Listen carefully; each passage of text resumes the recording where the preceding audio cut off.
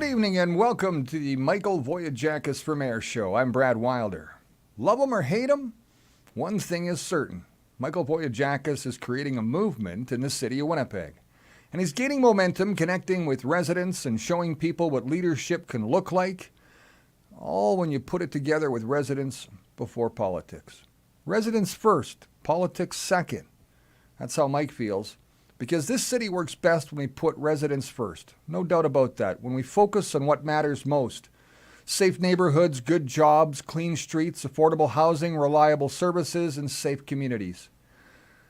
There is so much that we're going to get to tonight. Winnipeg becomes stronger and stronger as time goes. And Mike is trying to make sure that he puts the finishing touches on that with Winnipeg residents always coming first. That's how we build a better Winnipeg. City Hall is not a stepping stone. It's a responsibility where Mike will put residents ahead of party politics, special interest groups, and even backroom deals. Every decision is going to start with one simple question. Does this make life better for the people of Winnipeg? And it's a great question, because if you ask that first and you stick to that plan, Winnipeg will get better. No spin, no games, just service. City Hall's supposed to work for you. The mayor works for you. It's your tax dollars that employs everyone. Mike believes City Hall should work for the people. You know that. If you don't, you're going to find out over the next couple of months as we lead up to that October 28th deadline. It's not the other way around with Mike. He means respect. He means open communication, and that means listening. Tonight we're going to talk about issues that matter most to Winnipeg families and hear directly from the man who leads this city, who can lead this city forward if you possibly give him the chance. We'll be back with more right here on the Mike Vogiatzakis Show right after this. At ASAP Auto Glass Winnipeg, we know you need it repaired fast. That's why we do all the work. From contacting AutoPack and starting your claim to replacing that broken windshield, we make sure your visit is carefree with quality service you know and love. From automotive to industrial, we replace and repair. From cars, trucks, and SUVs to industrial glass, we get the job done right the first time. At asapautoglass.com, our website has all the answers you're looking for when repairing or replacing your automotive glass. Winnipeg Auto Glass Repair is ASAP Auto Glass. Experts and fast. Book your appointment today.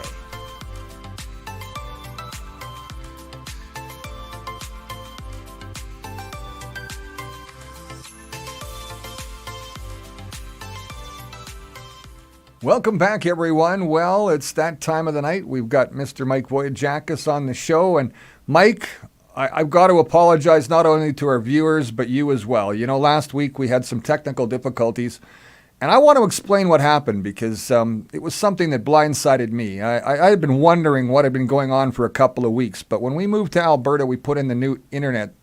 And the new internet wasn't Bell MTS with that FIBE, which is fiber optics cables, which makes everything goes quickly.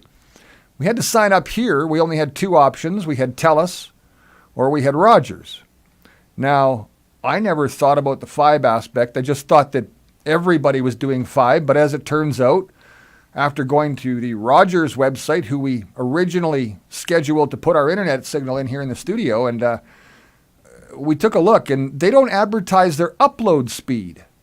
And I wondered why. So I called Rogers. I said, hey, why are you guys not advertising your upload speed? And you know what they told me? They said, well, we don't advertise our upload speed because we don't really know what it is. And I said, well, I need higher than like 50 megabytes a second to do a podcast and make this show go live. And it has to be high speed. And she's like, well, let me check with my supervisors. So she went to her supervisors and asked them the question of how many gig or how many megabyte upload is it to the internet? And they came back with 50 at best. So I switched over really quickly to TELUS's website and I took a look and I said, is my house wired for this high-speed internet cable? Because on Rogers, they use the coaxial cable, a copper cable, so it's slow, it's lagging, and they don't have upload speed. They have download speed, so they're downloading for movies and all the rest that you get at home. It works great, don't get me wrong. But if you're trying to do a podcast and upload and you're using Rogers, man, it's time to switch because it's not working too good for a lot of folks out there in that regard. So anyway, the technical difficulties have been solved as of today, Mike. It was a long process, but we did manage to get through it. I had a good tech here at the house who came in and reassured me that the new boxes over here on the floor, or on the desk rather, are going to work perfectly. And we're not going to have any interruptions. I haven't seen a glitch. I haven't seen a downed audio. I don't see anybody saying anything about audio's bad or they can't hear us. So, Mike, everything, I mean, I got 1 gig now in terms of speed compared to 50 megabytes. 1 gig is like way more massive. We're talking like that's 940 or 900, well, 1,000 megabytes. So we're there. We're back. And I'm happy to have said that a little bit of money and a little bit more effort got it done. So thanks a lot for being here tonight. I know it's a Sunday night, and I wanted to make sure that we came back to this program from last week because, Mike, you got to admit, we had a lot to get through, and you got something very special coming up right away here quick, don't you? Is it my turn to talk? It is now. Go ahead. Just want to say hi to some viewers tonight. Thanks for joining us on this beautiful, beautiful Sunday evening. What a day today. We hit record highs all across Manitoba today. Great weather. Nice weather to be at a pool or somewhere where you could stay cool. I don't know whether to put more color on me or whether we tone the color down on you because, I mean, you're red now. This is natural. You know, when I was outside today, I was thinking about Happy Land Pool. And I was thinking about the good old folks in St. Boniface who used to go to that pool all the time. Yep. And Scott Gillingham and Allard, the counselor, closed down that pool. And I hope people remember that on Election Day because that's something that you shouldn't forget. And unfortunately, Winnipeggers have what they call, they forget quickly. You know, we can't forget this. We can't forget what the city of Winnipeg, the current councillors and the mayor have done to the city of Winnipeg. It's a total disaster out there. Winnipeg is looking like Gotham City more and more every day. As a matter of fact, it's becoming worse than it ever has been. And when the weather's getting warmer, you got to feel sorry for those people that are homeless and on the streets in this burning hot weather and temperature. I think we're going to say hi to some viewers tonight, and then we're going to talk about the meet and greet, which is really important. And Brad, you can start with the viewers here. I can see some of them here. I can say hi to Diane, who joined us on the show. She goes, "Hi, Mike. Hope he gets in. Winnipeg is a fast-growing city. It sure is." Dwight Knapp is on with us tonight as well. She says, "Hello, everyone." Good evening, she says. Mike says, "Ha, ha, ha, ha, ha." I don't know what he's laughing at, but... Well, he was laughing at something we said earlier, probably about the internet and Rogers. Hi, he probably knew the answer to that one. All those tuning in. So there's a lot of people tuning in. Don't forget, we're on 5 different platforms, and a lot of people say, well, there's not a lot of people watching sometimes.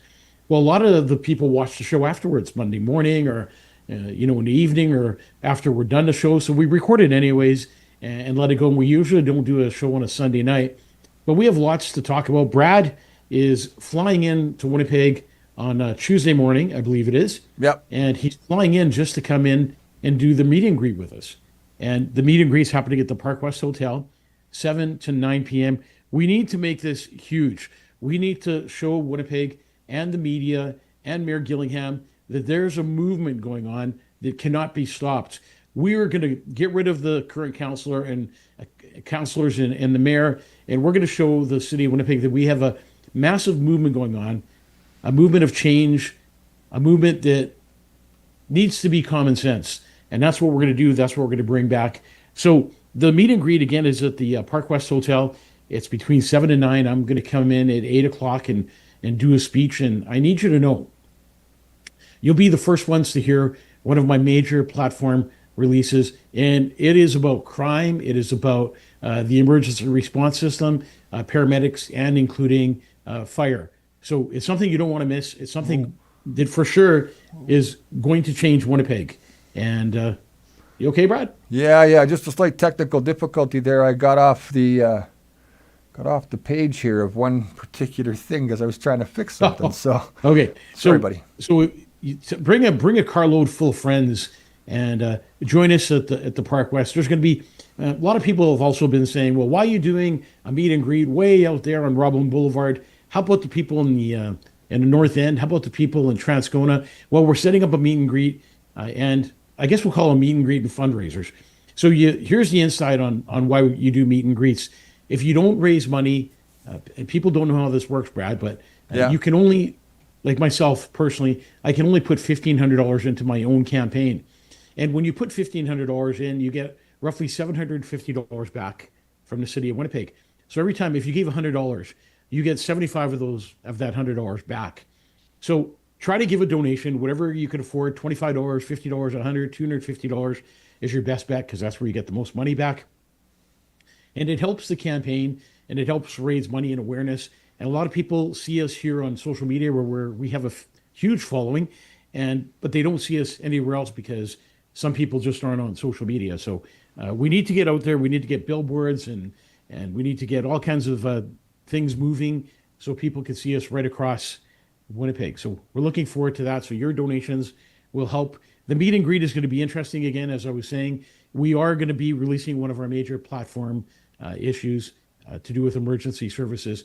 It will, I guarantee you, change 911 emergency services, the way they operate, forever. Absolutely, and that's going to be an excellent thing. Now, before we continue tonight's show, we've got something else to recognize, Mike, not just what's coming up on Tuesday. I'm looking forward to being there myself and being with you. And should I just move back? Because it sounds like we're going to the North End, the East End, the West End, and everywhere in between. You'll be doing a lot of flying back and forth. I think it's what the people want. We're showing the people that we're doing something different. We're coming out and talking with you. We want to hear what you have to say. We're right. Coming to your communities. We're not asking you to come to ours. So if you want to set up a meet and greet in your neighborhood, whether it's the North End, whether it's wherever you live, we will come to you, and you put it together. We'll be there. Brad is flying in specifically just to introduce me at the meet and greet, and of course help the campaign out. So it's going to be a couple of days of Brad being here with us. So please pass that on. And if you can, share the show tonight. And if you're not following me, please follow me. We need to get up to 30, 40,000 followers just to get the awareness out there and let people know who Mike Vogiatzakis is and what he's going to bring to the city of Winnipeg. And that's going to be your voice at City Hall. And you need that. We're going to get tough on crime. And you know where I come from when it comes to crime. We also want to talk about Al Buehler. You got a photo up of Al Buehler? I do, buddy. We got it ready to go. So, We've kind of shown it a couple times Before already. we continue tonight's show, we'd like to take a moment to recognize a friend of the program. His name is Al Buehler. Many of the viewers know Al he recently faced some serious health issues and challenges. Al is a valid supporter of the show, and tonight we want him to know that our thoughts are with him during this very difficult time. I know Al means a lot to you and many of the viewers. Would you say a few words? I guess I have said a few words. Maybe I'll say a few more. First and foremost, I want to ask everyone watching tonight to please keep Al Buehler in your thoughts and prayers as he continues through his recovery. Al's facing a long road ahead and is unable to work during this difficult time in his life. We're asking those watching tonight to support Al and his family as they navigate through this difficult period in their lives. Someone set up a GoFundMe page, Brad, and it's been set up to help him with this challenging time that he's Connie going through. Koski, Al's done some work for me. Yeah, it was Connie Koski that did that, Mike. Connie. Yeah. Well, thank you, Connie, for reaching out and doing that. But Brad Al has done some work for me, and he's a good worker, but he depends on making that money every single day to pay the bills at the end of the month. As you know, I went and saw Al in the hospital, and Brad and I are going to drive out to Selkirk and see him together. That's what Al wanted us to do. So, Al, we want you to know we're thinking about you, we're praying for you, and we're wishing you strength and a full recovery. Our thoughts are with you and your family. Tell them where they can donate, Brad. Yeah, they can actually go online and donate through Al Buehler's Road to Recovery. You can look up Connie Koski as well. She's got it on her page on Facebook, as well as Al Buehler has it up on his. Al's trying to reach a goal of $25,950. It's a big cost when he took that air ambulance, right? That's got a huge expense to it, obviously. And then being in the hospital for this many weeks and months so far has been very detrimental to his income. So we need to try to get him back on track. So anything you guys can do to help out Al Bueller, please do so. $5, $10, $100, doesn't matter what donation you got. And prayers as well, because we want him to get out of the hospital as soon as possible and back to work and living life large. Al Bueller doesn't know we're doing this show tonight because he'd be on here, but he's laying in his hospital bed, and he's probably thinking, "Yeah, those guys, they were going to do the show on Wednesday, and it all messed up." And some people are wondering, "Why are you doing the show tonight?" Well, we're trying out our new system. As Brad said, he got some new internet in Alberta, and it seems to be working just fine. Because we want to be able to way better turn this on, and just go. Way better now, Mike. Way better. I can't believe the difference. I'm sorry for all the technical difficulties we had. Okay, so look, we're at that point where we're going to move into some other stuff. I guess before we get into all of what you want to talk about tonight, your vision for Winnipeg, your priorities, the future of the city. But before we get to all that, I want to ask you perhaps the most important question of the evening, Mike. As we bring up this picture on screen of two young children embracing your campaign sign, buddy. Mike, why is it that you're still running for Winnipeg mayor? What is it that's making that all happen? Well, when you look at that picture that you see on the screen, these pictures say 1,000 words. I mean, you can't make this up. As we look at these two young children hugging a Mike for Mayor sign, and this isn't planned. This is something that they did on their own, and the family sent me the picture and said, "Hey, can you use this on your show?" And I asked if I could use it on my show when they sent it to me, and I'm excited. And this is exactly why I'm running. I'm not running for power. I'm not running for prestige, and I'm certainly not running for politics. I'm running because every child deserves a safe city, affordable housing, strong neighborhoods, reliable services, and opportunities to succeed. I'm running so little ones like this can grow up in a Winnipeg that's filled with hope, opportunity, and pride. A city where families want to stay, a city where business want to invest, and a city where seniors are respected. And a city where children can dream about their future instead of worrying about it. For me, City Hall is not a stepping stone, it's a responsibility. A responsibility to put residents ahead of party politics, special interest groups, and backroom deals. Every decision starts with one simple question. Does this make life better for the people of Winnipeg? No spins, no games, just service. The decisions we make today will shape the Winnipeg these children inherit tomorrow. This campaign has never been about me. It's always been about you, them, their future, our city, our time for change. Because every child deserves a Winnipeg worth inheriting. And that's a big thing. And, when we talk about all this, look, Al Bueller's on the show all of a sudden. Geez, Al, you're in your hospital bed. I guess the nurses must have woke you up and said, "Hey, that guy you talk about's on the show all the time." There's a lot that I've said in that short little bit, including, and people need to be patient because we're bringing out things slowly. We can't bring everything out at once. I don't know if you've noticed, but Mayor Scott Gillingham is already stealing my ideas and putting them to work for himself. And that's why a candidate doesn't release a lot. There's no better person in the city that's going to run the city like I will because of the care and compassion that I have in my heart. Mike, I got to be honest, we've heard that guy talk for the past 4 years, and what's happened? Nothing, a big fat zero. 4 years he's had a chance to step up and do something, and all he's done is photo ops. Photo ops, get rid of a pool, and, well, I'm sure we could talk about a few other things that have damaged and hurt the city. One of them, safe consumption site, again, allowing that downtown and in that area of the city. That safe consumption site never did open. They opened for a day, and then they closed down again. So I wonder what's going on there. Maybe the backlash from the residents who, well, you and I both know that safe consumption sites, well, there's nothing safe about them whatsoever. Doesn't work, Mike. It doesn't work at all. It never will. It does save lives, but it doesn't save lives. It's a revolving circle of saving lives, and that's where the real breakdown happens. One of the phrases we've heard you use throughout this campaign is community first and putting Winnipeg residents first. For some people, those are just words that politicians, they like to use during election campaigns. But let me ask you directly, Mike, what does community first really mean to you, and how does that philosophy change the way City Hall operates? And what would Winnipeg residents see from a Michael Vogiatzakis administration that would be different from what they've experienced in the past 4 years, for example? Brad, let me tell you, for me, community means exactly that. Putting the people of Winnipeg at the center of every decision made at City Hall. That is so important. It means asking one simple question before every vote, every project, every dollar spent. Does this make life better for Winnipeg residents? Community first means safer neighborhoods where the families feel comfortable walking at night. It means reliable transit that gets people from work on time. It means roads that are repaired properly, not patched year over year. It means supporting small businesses that create jobs and keeps communities strong. It means respecting our seniors, supporting our youth, and ensuring families can afford to live in the city they love.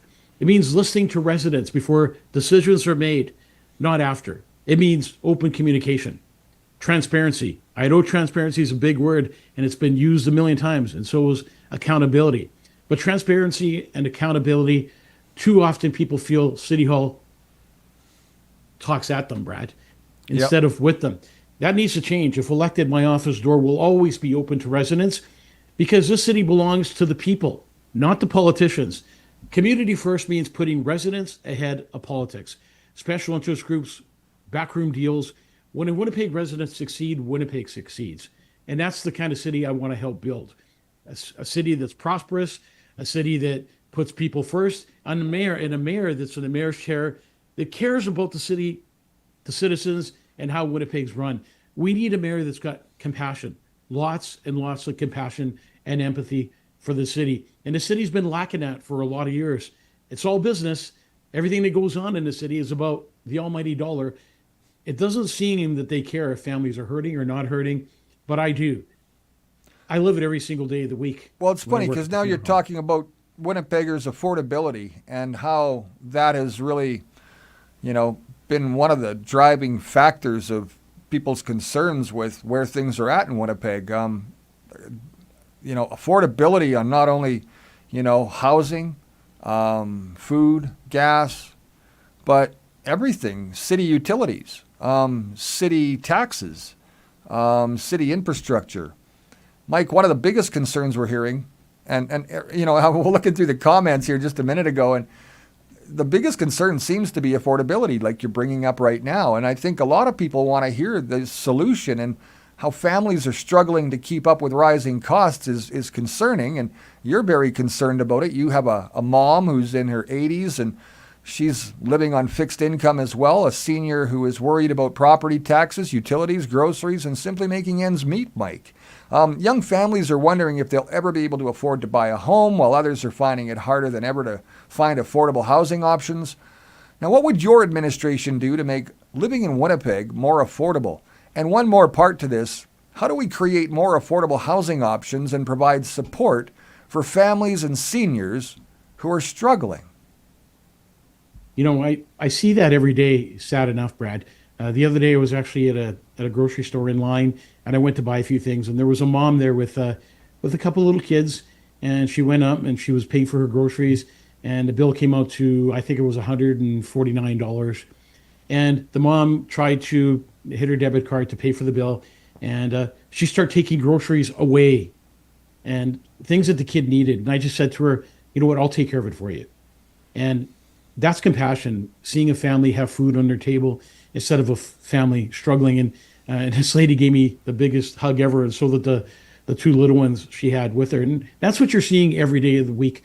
Seniors struggling to put food on their table, single moms and families struggling to put their kids through sports and to help have good food on their table, healthy food. Brad, affordability isn't just an economic issue anymore. It's a quality of life issue. People are working harder than ever and still falling behind. That shouldn't be happening in a city like Winnipeg. We need to focus on making Winnipeg affordable again by getting back to the basics and spending taxpayers' dollars wisely. And we see how taxpayers' dollars are being spent. It's ridiculous what they're spending your money on. And that's where accountability becomes a big thing, where we show the city of Winnipeg residents where your money is being spent, where it's being spent, why it's being spent, and you have a right to know. That means encouraging more affordable housing development, reducing unnecessary red tape and speeding up approvals so projects can move forward faster at a lower cost. It means supporting seniors who built a city, ensuring they are not forced out of their homes because they can no longer afford to stay in them. It means standing with young families who are trying to buy their first home and create a future right here in Winnipeg. And it means recognizing that every dollar wasted at the city of Winnipeg is a dollar that you never get back. Programs and residents depend on this money. And when you spend it the way you should be spending it, it's gone to the wrong places. A strong city means seniors need to retire with dignity. Families can afford to raise their children, and young people can see a future for themselves right here in Winnipeg. And we're not seeing that right now. That's what affordable living means to me. And that's what I intend to do. I need to fight for affordable living as mayor and try and make a difference. And it's cutting the red tape. It's building homes and apartments and senior complexes that are affordable to live in. And that's exactly what we need to do in the city. And rent control is probably a big part of that too. So, Mike, whether you're involved in trying to, I guess, create affordability moving forward, or whether you're really thinking about the importance of good jobs, I mean, that's where it starts. Tough to find affordability without everybody working, and that's a problem not only in Winnipeg but across Canada right now. Temporary foreign workers have come into Canada, and the program continues to run and operate, and that's taking away Canadians' jobs. We've got a lot of kids that are unemployed right now in this country that should be working summer jobs, but can't.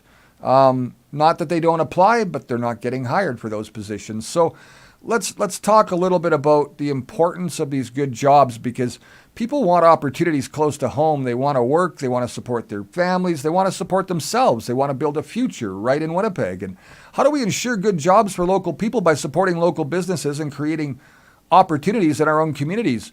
What's your take on that? Because I know the federal government now steps in the way a little bit and causes a little bit of concern. As a mayor, do you have anything to say or change with that situation? I do. I have a lot to say about that. But, strong communities are built on strong local economics. Small businesses are the backbone of Winnipeg. They create and sponsor local sports teams, support charities, and invest back in our neighborhoods. As someone who has owned and operated a business in Winnipeg for many years, I understand the challenge local business owners face every single day. I've lived it myself. City Hall should be in partner with business, not a barrier. That means reducing unnecessary red tape, speeding up permits and approvals, including communication with city departments, and creating a predictable environment where businesses can invest with confidence.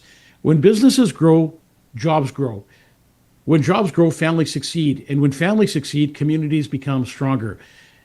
We should be creating opportunities that allow our children and grandchildren to build careers right here in Winnipeg instead of feeling they have to leave to find opportunities elsewhere. Supporting local businesses is good economics, Brad. It's community building, because when local businesses succeed, Winnipeg succeeds. And I think a big part of that is, and Scott Gillingham talks about this all the time, and I want to talk about it. He brags about how the we're at 850,000 people. What he's not bragging about is the problems 850,000 people have caused.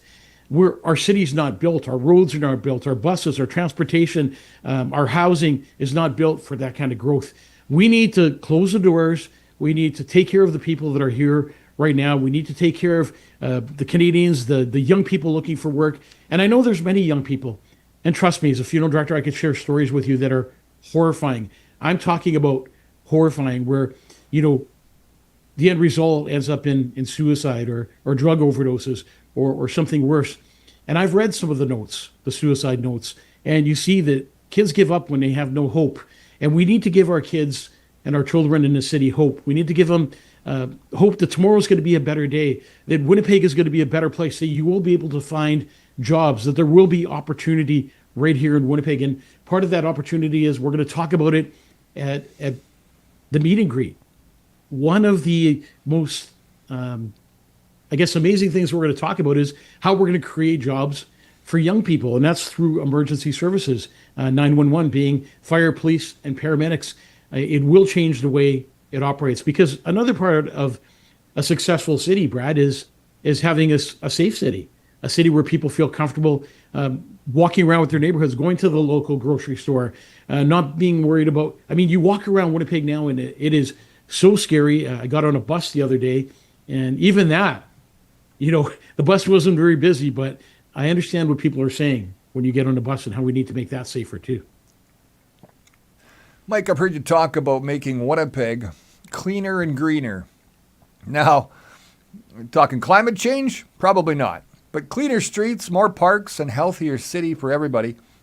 What does that really mean for Winnipeg, though? And how do we get there, Mike? I'm going to start with this before you answer, because I know that one of the things that I had trouble with in Winnipeg was that for 8 months of the year, we see white stuff. And we get on our roads and we leave behind all this gravel that needs to be picked up in the summer, in the springtime. And the dirt buildings, and there's just so much dust and dirt caused from the gravel being out there from, taking the ice off the roads.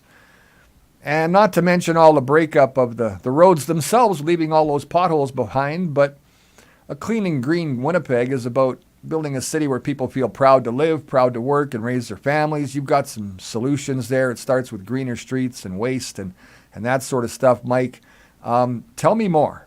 Tell everybody more. I think residents deserve neighborhoods that are well-maintained, safe, and welcoming. That means investing in regular cleaning, tackling litter and graffiti, and making sure city services are responsive and reliable. It also means expanding and improving our parks and green spaces. Parks are where families gather, kids play, and communities connect. We need to protect what we have and create more accessible green spaces across all neighborhoods, not only a few, not only certain areas or the new areas. A greener Winnipeg also means making smart environmental choices. That includes planting more trees, improving air quality, supporting substantial transportation options, and protecting our natural spaces for future generations. But this isn't just about the environment. It's about the quality of life, Brad. When our city is clean and green, people feel safer, healthier, and more connected to their communities. It's about creating a Winnipeg where everyone can enjoy their surroundings and take pride in where they live. Because when we invest in a cleaner, greener city, we're investing in a better future for all. And part of the cleaner, greener city means fighting crime, tackling the crime in your neighborhoods, and making sure that you feel safe walking around. Listen, everyone knows why I'm running. I'm running for mayor specifically because my brother was murdered in the city of Winnipeg, in the heart of St. James, 5:30 in the afternoon. He was killed on Portage Avenue. And there's so much that angers my heart. It's basically set a fire in my soul that's not easy to put out. And that's what I'm talking about. When you are in the heart of a city like St. James, for example, and somebody gets murdered, and it's happening everywhere now, people don't feel safe in any neighborhoods. I've talked to seniors everywhere. Funeral service, for example, people barely have prayers anymore because it feels unsafe. Now they're doing everything in one day. When violence attacks a city, everything stops. Small businesses start to close down early. People are afraid to walk downtown. They're afraid to walk in their own neighborhoods, to even go to the corner store. Parks are unsafe because of the drug use and the needles in the parks, and people feel unsafe even allowing their children to go play in the park. It's too bad, but it's time for change. Real change now starts with Mike Vogiatzakis, and that's what we're going to do. Go into your neighborhoods, go into housing, go into crime, and we're going to tackle everything and make sure that you get a better Winnipeg. Not only do we have a movement going on, but it's a positive movement. It's a movement for change. It's a movement that's giving you hope. I want to talk about one other thing here that really touches my heart. There was a guy working for me. You know him, Brad, and yep. He had a little boy, a 13-year-old boy, that he wanted to bring to the city. And I remember him sharing a story with me one time, and he was in tears when he shared this story. And he said, "Mike, I can't bring my son to the city. I'm not proud of where I live. I'm not proud of where I live. Where do I bring my son? What do I do when I drive him home from the airport? Do I drive him down Portage? Do I drive him down Main Street where he sees all these zombies and all this dirt on the streets and all these people passed out?" He was embarrassed to bring his son to the city of Winnipeg. And later on, he did something terrible because he just couldn't live with the pain of living in a city that gave people no hope. It was a sad situation in that regard, Mike. what people see every day in that city is very overwhelming. And there's a lot of seniors who see it on a daily basis and question what's happened to this country. There's a lot of middle-aged folks like you and I who question what's happened and why it's gone this way. And let's face it, some of these people, have never been to Winnipeg before. They've moved there, and now, they become things like the mayor. Did you grow up there? Were you born and raised there? Or were you born somewhere else and raised somewhere else? Because when you've grown up in St. James or Tyndall Park, or whether you've grown up in St. Patel or Sage Creek, it doesn't matter. You know what Winnipeg is and what Winnipeg's all about. And I want to mention something else, because we've got a lot of people chiming in with a lot of questions tonight, Mike. Sunday nights are actually maybe bigger than Wednesdays at this moment. I would, when we get through the part of our show, I would like to actually go to the questions. And if you have a question, leave it in the comment section. We will check it out and we will answer that question for you. And part of that meet and greet is coming out and asking questions. And when you ask questions, we'll answer them for you. Look, I'm not going to be a mayor that hides behind closed doors. I'm going to be a mayor that's out in the public, seeing what's going on, and that's how you make change, is by being in the communities and making a difference. And Brad and I talk about this when I become mayor. Can we put it that way, Brad? When I become mayor, we will continue doing the show, but as the mayor of Winnipeg, where we will keep you up to date on projects. We will keep you up to date on what's going on in our city. You'll have a chance to talk to them in the comments. We're not going to block it like a school board and say nobody can attend this meeting.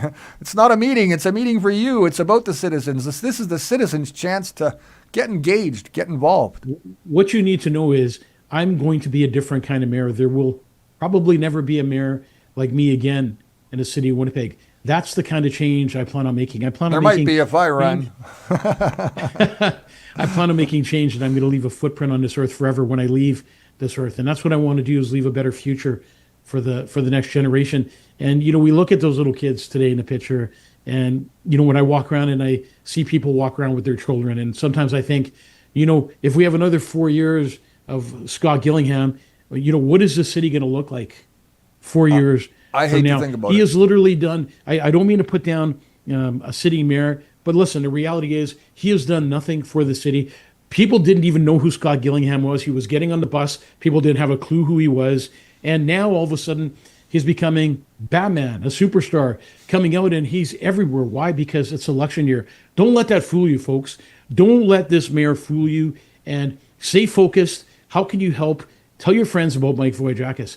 Tell your friends about compassion and care. Tell your friends about a city that needs hope, a city that needs faith, a city that needs to bring back, a real person. A city that needs reliable services, Mike.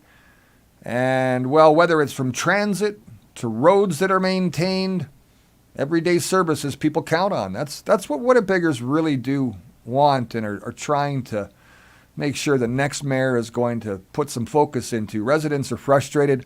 They expect basic services to be dependable, but too often they're not. Now, the current mayor has had 4 years, and many feel it's been 4 years of falling short. Your plan to fix this is what? And how do we get there? What's going to bring Winnipeg back on track, Mike? There's a lot that's going to bring Winnipeg on track, but reliable services are the foundation of the city, Brad. A city that works. People should not have to wonder if their bus will show up on time, if their street will be cleaned in the winter, or if potholes will be fixed at a reasonable time frame. These are basic expectations, and right now, too many residents feel like my plan starts with accountability. That's what my plan starts with. It starts with accountability and better management at City Hall. We need to focus on the core services first, making sure transit is dependable. So when I talk about transit being dependable, I talk about within my first 30 days in office, we will change the transit system back to the way it was, to the closest of our ability. When I took the bus the other day, I walked almost 30 minutes to get to a bus stop. It was crazy. We need to make sure roads are properly maintained and city crews have the resources they need to do their jobs effectively. And we plan on doing something new with potholes, and we're going to be releasing that as part of our plan. But you are going to love it. And I bet you when you see our pothole idea, and we're going to bring a company in that does this specific patch, and it's basically with rubber tires and and old asphalt. And it's a system that works right across the states. And we're going to bring it right here into Winnipeg and allow Winnipeg companies to put it to work in their companies. So it also it means improving scheduling and reliable transit. So we need reliable transit, investing in road maintenance before problems gets worse. And we see that all the time. They fix a pothole, and what happens? A year later, there's 5 potholes where that one was. We need to ensure snow cleaning and other essential services are delivered consistently across neighborhoods. It also means listening to residents and responding quickly when problems arise. People want to know that their concerns are being heard, Brad, and acted on. We can't afford the same Winnipeg anymore. Winnipeg deserves leadership that prioritizes results, not excuses. When we focus on delivering reliable services, we build trust with residents and create a city that people can depend on every single day. And Brad, we have a plan too that we're going to release on snow removal. We are going to change the way snow removal works and has ever worked. A majority of the time, you can't even, never mind walking all these ways to bus stops now, Brad. You can't even walk down the sidewalks half the time, never mind a person in a wheelchair or a person who's struggling to get by every day. People walking to their bus stops with children. We're going to make sure that your sidewalks are clean all the time. And with my plan, you'll barely see any snow on the ground. All right, Mike, let's talk about communities working together on public safety, justice, and even neighborhood well-being. People are feeling it across Winnipeg. There's more violence, more fear, a growing sense that things are getting worse. Residents want to feel safe in their homes and on their streets and even in their communities. So what's your plan to make our neighborhoods safer, and how do we restore that sense of security, Mike? And that's going to be part of our plan that we're going to talk about at the meet and greet. And right across these next 4 months, we'll be bringing in stronger and stronger parts of our platform. But I want you to know, safe communities are the foundation of a strong city. Right now, too many people don't feel safe, and that's something we have to take seriously, very seriously. Public safety isn't just about policing. It's about prevention, support, and making sure communities have the resources they need to thrive. My plan starts with strengthening partnerships between police, community organizations, and residents. We need to ensure our police service has the tools and support they need to respond efficiently, while also investing in community-based programs, Brad, that address the root causes of crime, things like addiction and mental health and youth engagement. We all know that there's something way down below that causes problems. And the biggest problem in the city is caused by addictions and mental health. And those two are the main problems that we have. And further down the line, when we introduce our plan on how to deal with addictions and mental health, you will be pleasantly surprised at what we are going to do and how we're going to clean up the streets of Winnipeg. This campaign isn't a joke. We're the real deal. What we're bringing out is a plan that's going to work, a plan that nobody has tried before, and a plan that's going to clean up Winnipeg. And youth engagement's another big part of our plan. We're going to engage with the youth and make sure that they feel that they are needed, that they are required, that we're going to give them work, and we're going to make sure that they're safe on their streets. And that means supporting outreach programs, creating space places for these young children, Brad, and these young people, and working together with local leaders who understand the unique challenges in their neighborhoods. We also need better coordination across all levels of government to make sure resources are being used effectively and reaching out to people who need the most at the end of the day. A safer neighborhood comes from working together, residents, community groups, and city leaders all pulling in the same direction. Winnipeg needs to be a place where people feel safe, supported, and proud of their communities. That's the goal. And that's what I'm committed to delivering, safer neighborhoods. And we need to start listening to our youth. We need to start working with our youth. And we need to keep our youth away from gangs, gang activity. What we're seeing in the city now more and more is people walking in to Dollarama, for example, walking in and walking out. The businesses have had enough. The small business community in Winnipeg is saying enough's enough. We need to stop the nonsense in the city. We need to work with police. We need to work with a system that actually delivers. And listen, when I become mayor, there's no such thing as not arresting someone. If you're committing a crime, if you're walking in to a dollar store, if you're walking into Safeway, if you're walking out with groceries, you will get arrested. There needs to be consequences on our streets. And it seems like very little to no consequences are taking place right now.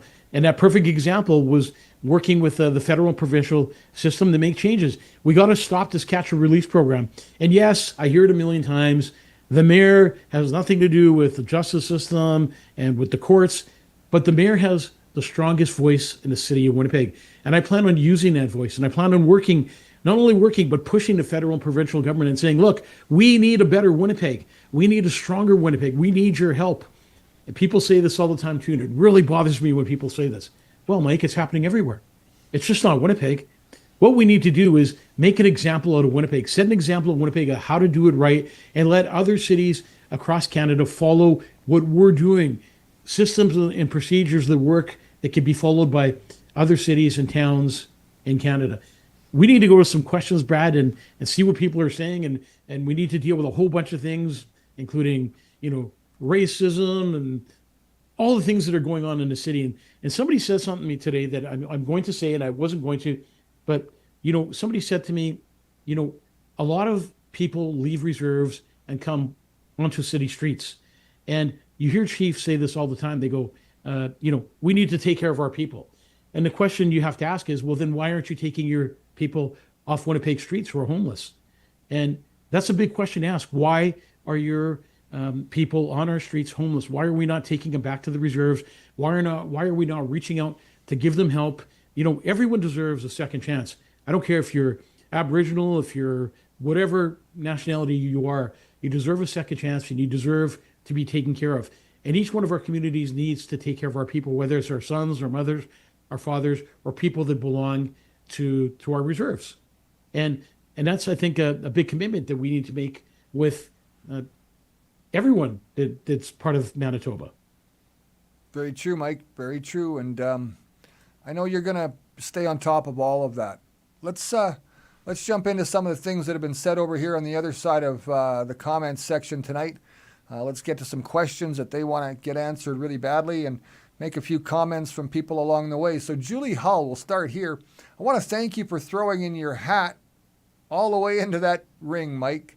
Hopefully the winner is an actual elected person, not an installed puppet, as she likes to say. Now, Jeff Stone, he says, hey, Mike, bring me in as a budgeting auditor. I trim the pork from portfolios that only enrich the cronies. So, trimming that budget is going to be a big part of this and making sure that the money works because, if you want to put other projects in place, it's going to take a little bit of time to make sure you got the money and the backing. And the city does have it. You just got to, I don't know, is this where you rob from the rich and give to the poor? You know what it is, Brad? Winnipeg doesn't have a money problem. The money is there. They collect taxes every year. As a matter of fact, citizens seem to be taxed more and more every single day by photo enforcement, for example. Like you see these roads that have no construction on them whatsoever for miles and miles and miles. But yeah, you have photo radar vans sitting there giving people tickets. We got these, the city of Winnipeg sending out their enforcement officers to give families tickets for silly little things. You're right. We need to cut back our budgets. We need to stop the consulting. Like, if you want to consult about Winnipeg, ask Winnipeggers. It's a true fact. Why are we going to Calgary, Toronto, or the States to tell us what to do in Winnipeg? Let's talk to Winnipeggers. Let's set up a site where people could go to and they leave their comments and they leave their, on a project, for example. Portage-Main was the biggest lie that ever existed. Maybe Scott Gillingham tried to make a name for himself. I don't know what he did, but Portage-Main was closed for one simple reason, because they had the undercourse. And now the undercourse where the restaurants are and everything was supposedly crumbling. And they had to open up Portage-Main, otherwise it was going to collapse. So they spent $27 million on Portage-Main, and they said, when Portage-Main opens, we are going to immediately close the undercourse. And guess what? They never did. It's still operating. The restaurants are still there. People are still going underground. And now it seems that they're both open. Is it working? Great. The bottom line is you were lied to again. And you were lied to on the bus system. And you continue to be lied to every single day. They're completely pulling the bag over your head and not letting you know what's going on it's City Hall. And we need to put a stop to that. City Hall is your house, your home. And when I'm there, I'm your voice at City Hall, meaning I represent you, the citizens of the city, meaning that I get paid by the citizens and we put the citizens first. That's what we finally need. And there's a whole bunch of things we need to talk there. You talk about property planning and development. Well, let me tell you something about property planning and development. I will be all over them when I get elected as mayor. Not only do they attack people for no reason whatsoever, but the enforcement is ridiculous, what they're doing to the citizens. You know, small businesses, I know many of them that have tried to open up a business right here in Winnipeg, and they went broke before they even started. Why? Because property development and planning. And look at our planning for the city. Every other city has planned for success. Winnipeg is not planned. Who's doing the planning and putting businesses where? We need to put businesses downtown that are going to create a movement downtown where people come. Mike, I've got a great question for you. And this one here, I don't really have the original question. I've been looking for it. But Steve, I'm going to say Stevie Peasy says, still waiting for a response to my question about sexually graphic, smutty material in schools and public libraries. So what he's talking about there is the SOGI aspect of the school curriculum, which is being implemented. What can a mayor do about that, Mike? I've seen what a premier can do here in Alberta. She's dropping all flags out of the school system by September 1st. Do you have the power to do that in the city of Winnipeg? I will do whatever I can as mayor of the city to clean up the city in all ways. You see my elbows? They're not up in the air. My elbows are on the table. And that should tell you a lot. We need to change that. I'm not on board with kids seeing graphic sexual things at school. And I've seen some of the things that kids are seeing at school, and I'm not on board with that. I don't like it. I think it's ridiculous. I know recently a teacher was fired from the LGBT community. And what she did in the school was she got kids from the same sex to kiss in classrooms. You can only imagine what a parent would do if my son came home and said, hey, Dad, I had to kiss a boy in school today because the teacher said I had to see what it feels like. Well, I'm not okay with that. And I'm not okay with the sexual material that's in our schools. Teachers are there to teach our children the ABCs, the 1, 2, 3s, the history, the math, and leave the rest to the parents. Don't brainwash young children. It's unacceptable. I won't accept it. And I think it's wrong. It's filthy. And you're dirty pigs for doing it. And we are not going to allow this in the city of Winnipeg. When kids become 18 years of age and they decide what they want to do with their lives, so be it. They're 18. They've made their decisions. They grew up, and they grew up innocent. Kids are the most innocent things that we have in this world. And we need to keep the innocence alive so they can enjoy their childhood. And Stevie Peasy, I hope you got the answer straight and clear, because that's how I feel about that. Well, I'm definitely liking that answer too, Mike. You know, Gloria Kay says, you know, the problems with the WPS, or the Winnipeg Police Service, there's some issues there too, Mike. They need to be addressed as well. And, you know, one of the questions that she's got, why was the final report that Ken, and you won't be able to answer this, Mike, I'm sure, but this is more for the police department to answer, but why was the final report that Ken Drysdale gave to Winnipeg Police Services shelved? Same thing with the RCMP, for that matter, back in 2019. I know I was at that protest on the RCMP doorstep, and, you know, he had 55 or 60,000 pages of paper waiting for the lieutenant or the sergeant the next morning, and, you know, it never went anywhere. I don't even know if those guys even picked it up and read any of it. I'd like to think that they did, but they were instructed maybe not to go any farther with it. Why was there no investigation started? There's many other issues, too, that need to get rid of the corruption all across the board, one person at a time. The political pathocracy needs to be dealt with. I want to talk about that, Brad. I want to talk about that for a minute, about the Ken Drysdale situation. Sure. So, listen, you had a mayor in power who didn't care to bring it back up. Look, the mayor takes care of the police board. And be assured that when I'm in power and the people are bringing something to the mayor's office, that it's going to be heard, and I will use my voice to make sure it gets heard. The citizens have a right. The police board needs to do what the police need to do, and that's protecting Winnipeggers. And when somebody files a complaint, no matter what that complaint is, the Winnipeg police need to investigate it. It's normal. That's what they do. Investigate crime. So when somebody puts a report in like Ken Drysdale did that's thousands of pages long, that needed to be investigated. It needed to be reported back to the people on what they found, what they read, and what their outcome was of it all. That's my say on that too. That's the difference between having a mayor who's part of the status quo and having a mayor who's not part of the status quo. And listen, I'm not part of the status quo. I'm going in there to challenge the status quo. I'm going to be a mayor that makes a difference, a mayor that has not been in power at City Hall before. And I'm sure that I'm not the guy that they want in City Hall. I'm not the guy that they want you to elect. That's a fact. And they will do everything in their power to keep me. Look, 4 councillors have already stepped down, saying they can't work with Scott Gillingham. We need to make change at City Hall. What I encourage you to do is, and I say this in all reality, get rid of every single councillor. We need a fresh start. People always say, well, Mike, you need 8. You need 8 to pass things.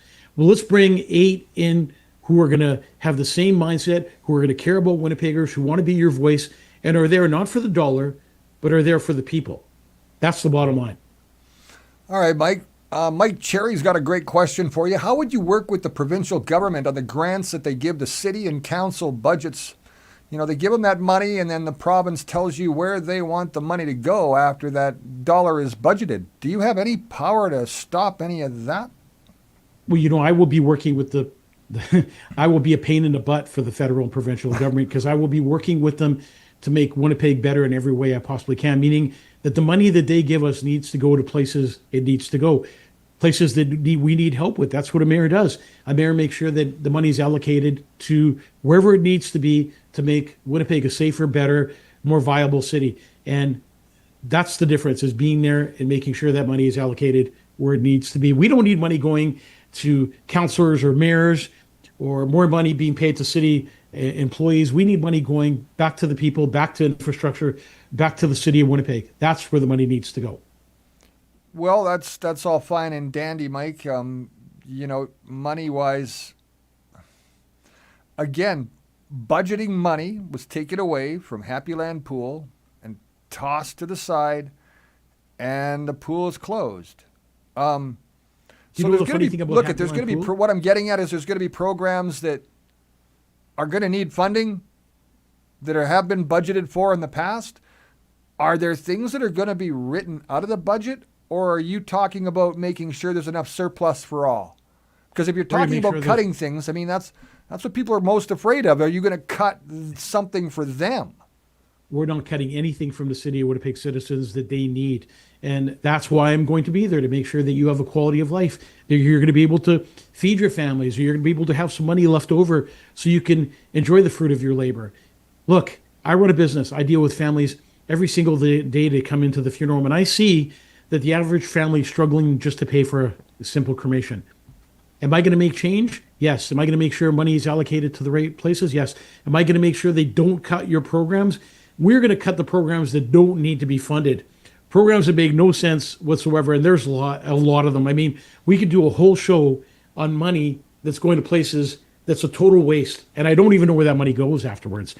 But that's where the budgeting comes in. That's where we bring in guys who are CPAs, people that know budgets. Look, I'm not no budget expert, but the team that I have working with me is, and we will go through the budget. We will make it public knowledge on what we're going to take away and what we're going to keep and what we're going to add for the citizens of the city. And that's what's important. Will some of that happen prior to the actual election date, Mike? Will you go through some of that with people to let them understand that the platform that you're building and the agenda that you're on is still open? I mean, this isn't a closed agenda, is it, Mike? It's sort of like being put together as time goes. Am I right?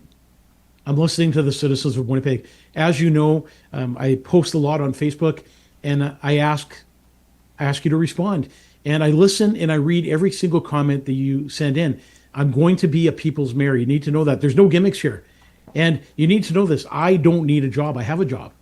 I'm a successful funeral director. I love what I do. I run a successful funeral homes. And I'm doing this because I want change for the city of Winnipeg for the better. I'm not in this to gain in my pocket. I'm not in this to make money on the side. I'm in this to make sure that we run the city properly, where you, the citizens of the city, get to enjoy everything that you want to enjoy in life. And that means bringing back more jobs. That means making sure And again, the voice of the mayor is the strongest voice in the city. So I will put my voice to use where it needs to be put to use. Right now, groceries are completely out of control. Why isn't our mayor saying, "Hey, listen, we need to work with Wab Canoe to do something about this"? And I'm not talking about giving you a deal on Slurpees. I'm talking about cutting food where it needs to be cut. I'm talking about the food that the grocery stores waste at night and throw into dumpsters needs to go to feed families who are homeless and people that are in need of food. We're going to change the way everything operates in the city, and we're going to do it one day at a time. But I want you to know, I'm an open book, and keep sending your questions to me, and I'll answer them. Keep giving me your ideas, and maybe I can incorporate them in with my ideas. I'm here to listen to you. I'm here to be your voice. That's the bottom line. No gimmicks. One full question here at the end of this all, Mike, and this is the final one as we get close to wrapping up here. We're already about 10 after 10. Mike, Gloria Kay brings it up, and I can't blame her. I wanted to ask this question of you many times. I think I have an idea what your answer is after we've, I've heard you talking before, right, about this particular issue, so I kind of know where your stance is. But let's fill everybody else in on this too, because there's a lot of people that are opening their eyes to what's going on in the world, not only, provincially, federally, and locally, but also what's happening from a international level too, for that matter. And one of the things that has happened to Winnipeg is the mayor has gotten himself in a pickle when he signed up to something called the WMR, or the Winnipeg Metropolitan Region. Now, he's involved there, and he's been there for the 2030 plan, and the 2050 plan is now underway, and that's been written and rewritten again, and here we are, and a new mayor or a mayoral run, I guess, is you got to run on a platform that's going to not allow, international individuals to, run our city or run Canada for that matter. Where do you stand on all this? It's a longer show, I know.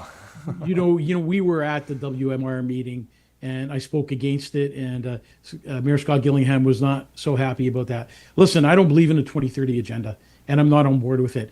Nobody's ever told me how to run a business, and no one's ever going to tell me how to run a city that's not part of our city. Am I going to listen to the World Economic Forum? 100% not. Am I going to accept their money? 100% not. Are we going to be on board with the WMR or the World Economic Forum? The answer to that is absolutely no. What I'm going to do is do what's best for Winnipeggers. I'm not interested in getting involved with the status quo, being involved with the people that have run the city for years, the people that make the decisions for the city, maybe the people that are in the mayor's pocket. Well, that's all going to disappear. When I go into the mayor's chair, it's a new beginning, a clean slate, and none of that goes well with me. Again, my elbows are on the table, not up in the air. Well, Mike, there's a ton of comments, a ton of questions, lots to look at after we wrap up the show tonight. I know you're going to be a busy guy for the next 12 or 14 hours. Brad, let's talk about, before we leave, let's talk about Brad's coming into the city. He's going to introduce me at the meet and greet. It's really important to talk about a couple of things with this meet and greet. Look, we have signs. There we go. There. Mike Ferrer signs. We have probably about 1,700 of these signs people are asking for right now. So on Tuesday, we're going to get our teams together. I know there's a lot of people that have sent emails or went on the website, that have signed up on the website to help the campaign. We need all kinds of help. People to deliver signs, people to knock on doors, people to maybe help with donations. It's really important that you attend this meet and greet. Sign up, come and pick up signs. We have these really cool stickers. I was driving behind a guy the other day, and I finally seen a couple of them. They're a Real Change Now Vogiatzakis for mayor. They're window stickers or bumper stickers. They're the old kind, so they don't get sticky on your car where you can't get them off. We have the I Like Mike buttons. We have all kinds of things that you could come and pick up during the meet and greet. Again, we're going to be revealing a big plan for Winnipeg, and I'm sure you're going to love it. The media is going to be there. We want to pack this room, even overpack it where people are waiting outside. Do me a favor, please join us on a Tuesday night and make this a success. Let's kick off this campaign with a real kick and show Winnipeg and the mayor, the current mayor, that this is a real campaign and it's a real movement and you're part of it. And that's so important. I will be. I'm excited. I get to be there. I'm coming home for a couple of days, so it's great. If you're not following me on Facebook, follow me. If you're not talking about me, talk about me. Tell people about Mike Vogiatzakis. Tell people the kind of mayor that you want. Tell them to tune in on the show. Tell them to go to our website. By the way, our website is mikeformayor2026.com. mikeformayor2026.com. If you want to see real changes, go to our website and you'll see it with your own eyes. We compare what Scott Gillingham did to what we're going to do. Now, it's Mike, right there on our website. Mike, that platform you've got on your website is obviously expanding daily too, right? Or weekly as more things come up, right? And someone else I want to help here. Bobby Joe just asked for 10 signs. But there's somebody I want to say hi to here. Michael Newman, big supporter online, always helping me. Mike, thanks for your great work. I know you're in a hospital too, so we wish you well in the hospital, that you get better and you can get more active on Facebook. Al Bueller, yes, you're on the show.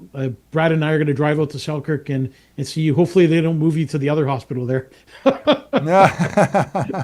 Hopefully they keep you in the hospital there. But we thank you for tuning in to the Mike Vogiatzakis for Mayor Show. It's a Sunday night. We appreciate you taking your time out. Do us a favor. Please share this show so people can see who Mike Vogiatzakis is, who Brad Wilder is, what we plan on doing for the city, and what kind of change we're going to make. Real change now. Something you won't hear from too many mayors. God bless you and your families. Take care of yourself and each other. Good night. Good night, Mike. Good night, everybody. We'll see you Brad, soon. thank you. We'll see you on Tuesday at the airport.